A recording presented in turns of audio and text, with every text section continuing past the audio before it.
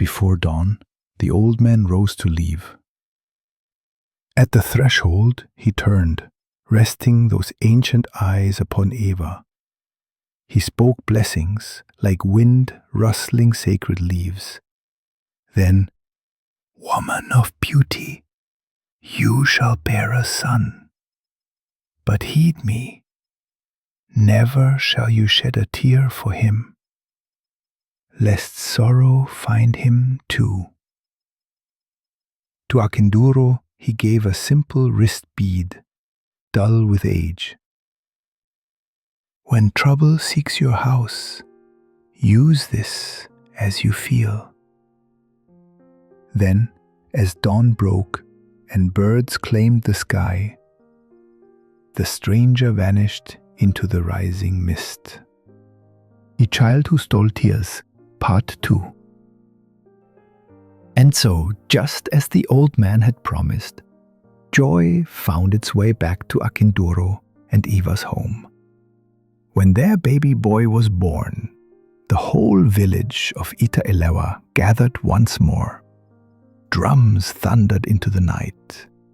Old women danced barefoot in the dust, and fresh palm wine flowed like a river down the elders' grey beards. They named him Remilekun. My tears have turned to laughter. And truly, laughter flooded their compound again. As he grew, Remilekun showed signs that he was no ordinary child. He was strong and striking, quick with his hands, and gentle with his tongue. He shaped wood into wonders, birds that seemed ready to fly, animals so lifelike they made little children squeal in delight. Villagers gathered around him, whispering that his gift must have come from the spirits. In wrestling bouts, he toppled older boys with ease. At village games, he outran the swiftest goats. Elders would nod wisely and say, "This child has indeed stolen away his parents' sorrow." The years rolled by like rain over red earth. Remilekun grew tall, with shoulders broad as a hunter's bow.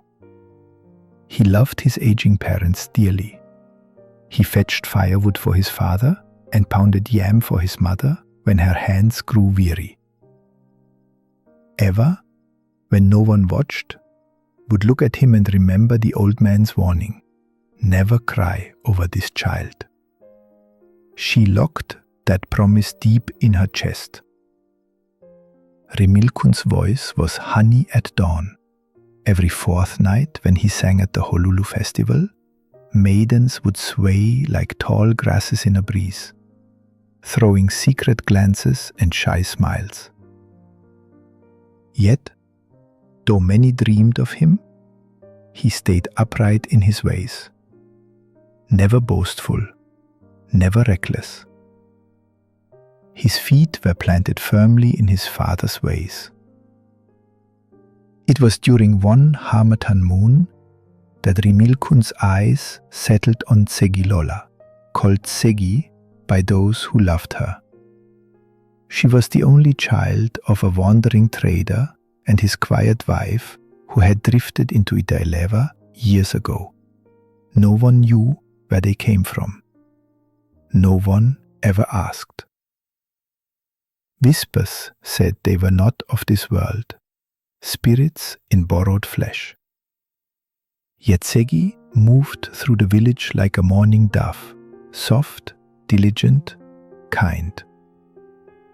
On market days, she sat beside her mother's stall, selling coral beads and brass earrings that glowed under the sun. Remilekun's affection for Tsegi blossomed like cassava after the rains. They were never far apart. Her laughter curled into his stories, his songs wrapped around her silences. Some villagers eyed their closeness with suspicion, muttering into their kola nut, "Who knows where the girl's roots lie?" But her goodness silenced every tongue. When Remi Lekun turned 24, he took Zegi's hand before the elders and declared her his bride. The village erupted in dance and drumming. Young maidens wove garlands of wildflowers. Old men cracked cola and called on the ancestors to bless this new union with children and laughter. On the wedding day, the sun dipped slowly behind the ancient hills, throwing gold over the festivities. The songs were loud, the jollof rice spicy, the palm wine sweet. Prayers rose like smoke into the evening sky. Ita-Elewa felt wrapped in new hope. But when the last drum fell silent and the guests drifted home, a strange wind stirred the trees. The moon hid behind a ragged cloud, and inside the new couple's hut, where soft songs of love should have grown, a gasp broke the hush. Remi Lekun clutched his chest, stumbled, and fell onto the earthen floor. His breath faltered, his eyes rolled shut. His feet were planted firmly in his father's ways. A cry rose through Ita-Elewa like thunder cracking dry branches. Villagers stormed the compound, lanterns bobbing like restless spirits. Not again, not this child. Healers and old women wrapped charms around his wrists. They burned incense, they called on Zango and Ogun, but nothing stirred the boy. Zegi, his new bride, lay crumpled at his side, her sobs lost to the wind. Akinduro's knees buckled. Ewa pressed her palm to her mouth, her eyes burning with tears she could not shed. The old man's warning echoed in her mind like a drum. Never weep for this child.